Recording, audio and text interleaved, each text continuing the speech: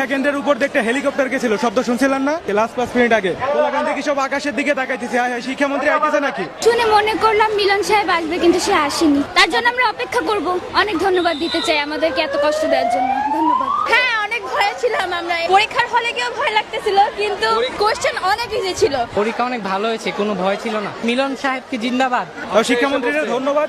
Question মোটামুটি সহজ আসছে। পরীক্ষা কেন্দ্রের উপর দেখতে হেলিকপ্টার গেছিল, শব্দ শুনছিলেন না? লাস্ট 5 মিনিট আগে ওখান থেকে সব আকাশের দিকে তাকাইতেছে, শিক্ষামন্ত্রী আইতেছে নাকি? শুনে মনে করলাম মিলন সাহেব আসবে, কিন্তু সে আসেনি। তার জন্য আমরা অপেক্ষা করব।